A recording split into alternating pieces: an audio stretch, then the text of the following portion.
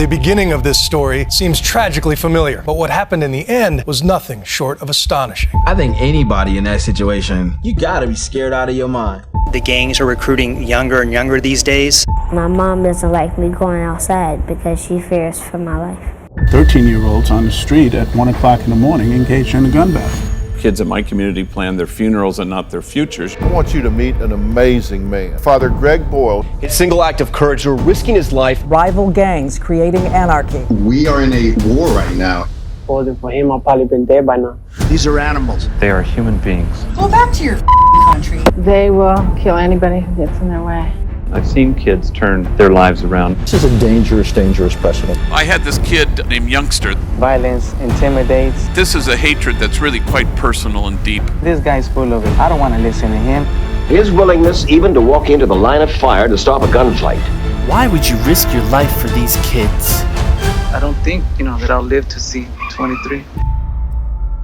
I had this kid, named Youngster. That was his gang name, a little tiny guy, and everybody called him Youngster. And he was like 13, and he'd be riding this bike in the projects. He always had a gun tucked into the front of his pants. He always wanted you to know that he had a gun tucked into the front of his pants. And once he vowed to me, I will never step foot in Homeboy Industries. I wanted respect. I didn't want anybody to mess with my neighborhood. Violence intimidates and brings fear into people's hearts. And that's just what it's about. One neighborhood has to overcome another by fear. Violence will do it. But I got to know him, and saw him when he was in juvenile hall and in probation camp and youth authority. Finally, he went to prison at 18. And I was just like, man, this guy's full of it, I don't want to listen to him, so I didn't listen to him till I was about 17 or 18 when Really? 2, 3, 4 years went by before you began to pay attention. Yeah. I thought he was ready, so I bring him to Homeboy Silkscreen. So I'm introducing him to his coworkers, and I'm watching him as he shakes hands with every single one, even enemies. He looks them straight in the eye.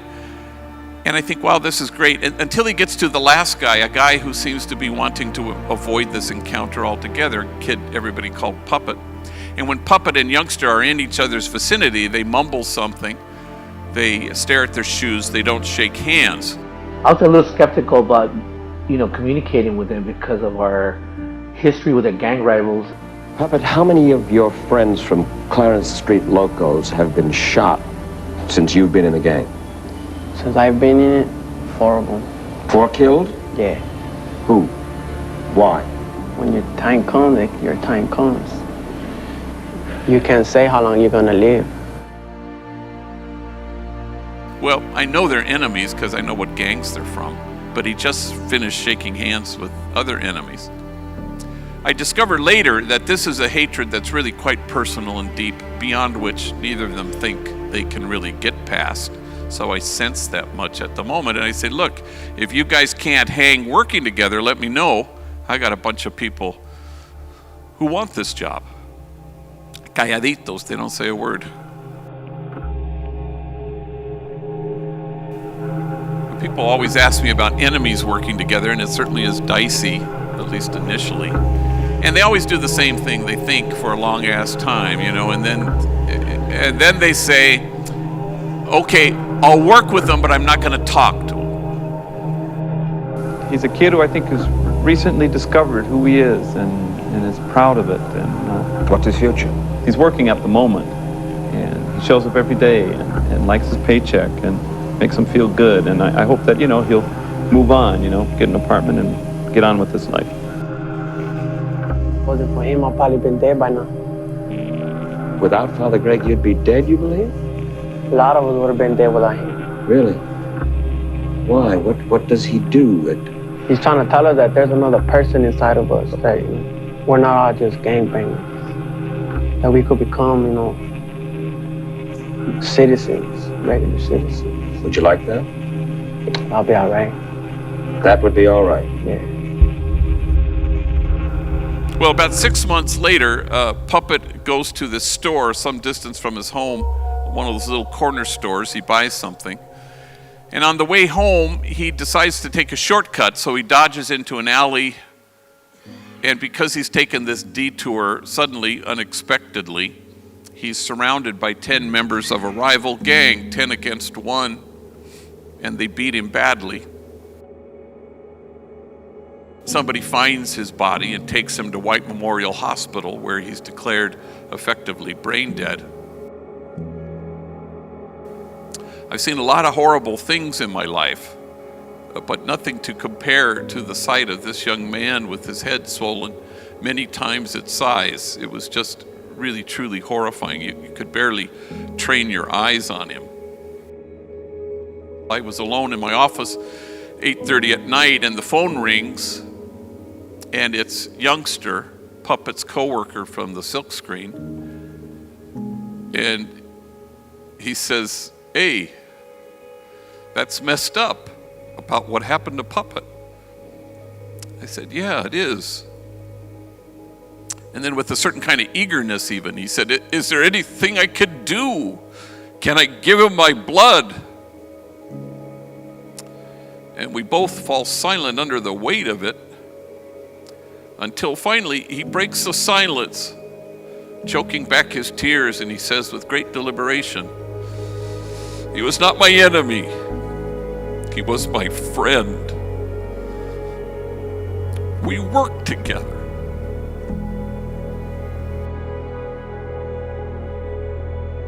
See, I have seen more pain in my young life than most people in their whole life. My only choice is to go deeper into this life, to lose myself in the darkness. I'm not sure he's ever going to be able to steer this thing in another direction. Youngster comes into my office one day, and his big dramatic kind of introduction to what he was going to tell me was, "What happened to me yesterday," he says, "has never happened to me in my life." And so he tells me that he was on the Gold Line after the office had closed, and he was taking the train east to go home. And it was a packed train, but he was able to get a seat. And he said, standing right in front of him, hanging onto this kind of pole, he said, was a medio pedo guy, a guy who was a little bit drunk. He said, "I know he's a homie because I can see tattoos on his hand, but he's an older guy. I don't really know who he is." And he was wearing a Homeboy sweatshirt that said, "Jobs, not jails," big thing that said Homeboy Industries. And the little bit drunk guy says, "Hey, you work there?" He kind of nods. "Is it any good?" And, well, it's helped me. In fact, I don't think I'm going to go back to prison because of this place. And then he stands up and he fishes into his pocket and he finds a piece of paper and a pen. And he starts to write on this piece of paper the address at Homeboy Industries. And as he's telling me the story, he says, "I couldn't believe I knew the address by heart, you know." And so he writes it out and he hands it to the guy.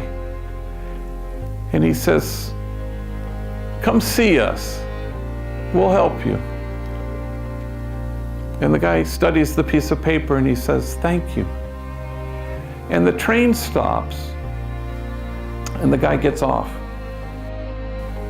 And then you can tell he's starting to feel the emotion, and he says, "What happened to me next has never happened to me in my life. Everyone on the train was looking at me. Everyone on the train was nodding at me. Everyone on the train was smiling at me. And for the first time in my life, I felt admired." What I want more than anything is for people to know what I know about these kids. And that they are human beings, and that they've got a great capacity to love and kid and just be human beings. And if people knew that, they'd do it. They'd give them a chance. And then Homeboy becomes a sanctuary for folks who feel less than. And then they become the sanctuary that they sought there. And then they go home and provide and present sanctuary for their kids, and cycles get broken. We belong to each other.